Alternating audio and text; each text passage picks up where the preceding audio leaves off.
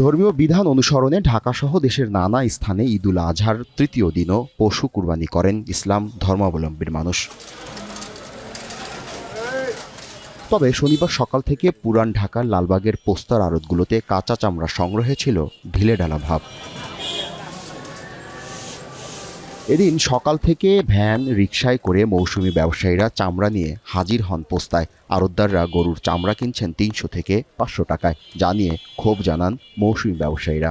লক্ষ লক্ষ মাল সিলেট, চিটাগাং, ঢাকা, ভোলা এইসব জায়গা মাল ফালাই দিচ্ছে। চামড়া বিক্রিটা তেমন নাই, এর জন্য বাজারে এত চামড়া কম।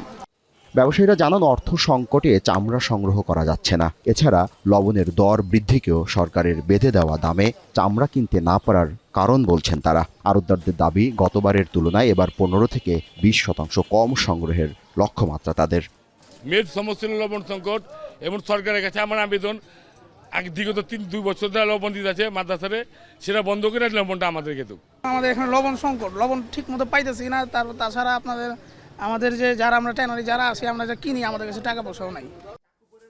কাঁচা চামড়া ব্যবসায়ীদের সংগঠন হাইটস অ্যান্ড স্কিন মার্চেন্টস অ্যাসোসিয়েশনের সভাপতি জানান, পুঁজির সংকটের সঙ্গে ব্যয় বেড়েছে কেমিক্যালে। আমাদের কাছে যদি পর্যাপ্ত পরিমাণ টাকা থাকতো, যেগুলো বকেয়া ছিল, পর্যাপ্ত পরিমাণ আসলে আমরা একটা চামড়া নষ্ট হইতে দিতাম না। এখন নষ্ট হওয়ার কারণ হলো যারা নাকি চামড়া লবণজাত করে তাদের কাছে টাকা নাই। এবারও ছাগলের চামড়াও অবিকৃত রয়ে যাচ্ছে, তাই গরুর চামড়ায় ভর করেই লক্ষ্য পূরণের চেষ্টায় ট্যানারি মালিকরা। উল্লেখ্য, বছরে রপ্তানি হওয়া চামড়ার ৫০ থেকে ৬০% যোগান আসে ঈদুল আজহায়। জাবেদ আবদুল্লাহ, এখন, ঢাকা।